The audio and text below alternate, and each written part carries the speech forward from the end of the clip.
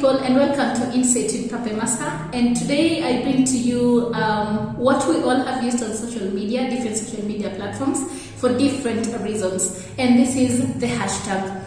Today, the hashtag has various reasons on our media platforms. It can be used to increase impressions on posts. It can be used to spark conversations. But most importantly, it's used to categorize content so that we as users are able to actually access personalized content just through a simple search.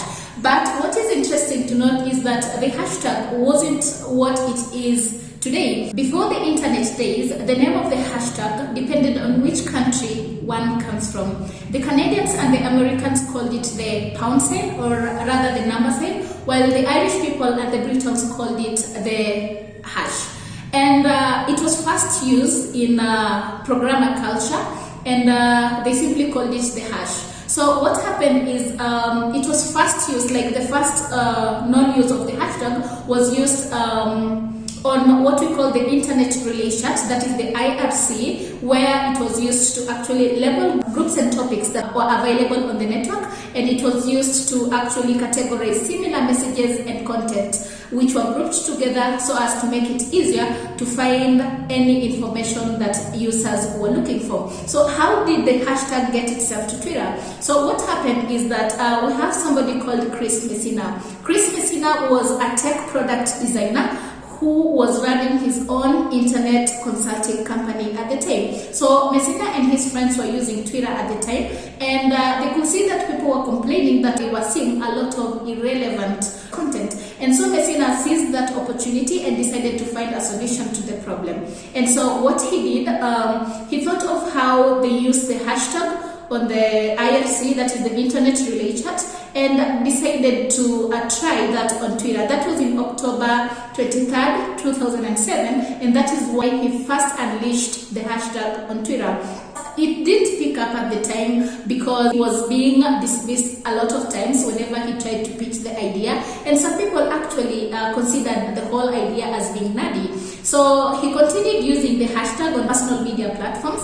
He continued reaching out to friends, and whenever he was conversing with his friends, he always pitched the idea of the hashtag. 2007, in California, there were wildfires. And at that time, Naterite was tweeting about the wildfires. And somebody else on a platform that is called Flickr, I hope that is how it's read, on Flickr, somebody else was tweeting about San Diego fires. And so in his conversations, Messina reached out to Naterite. He reached out to Naterite and talked him into using the hashtag San Diego Fires post. And actually that proved to be an important test case because Rita's tweets became so well known that Twitter started using the hashtags to actually group relevant content.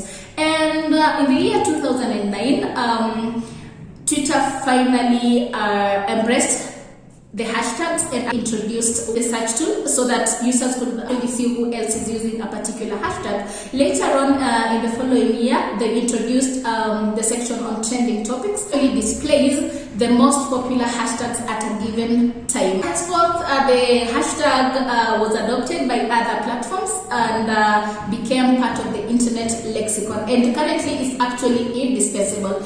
And after Twitter, we have Instagram, which embraced the hashtag idea just from the moment it was launched, that is in the year 2010. And then Facebook took the idea in 2013, and then we have LinkedIn embraced the idea in 2016, and since then so many other media platforms have embraced the whole idea. So that is how the hashtag came to be what it is today. So it's been quite a journey, but all in all, we appreciate what we have today. At least we're able to get relevant content whenever we go to those media platforms, and if you want any related stuff, it's always easy to access. So that is it. Thanks for joining me. Until next time, Akud Kidara.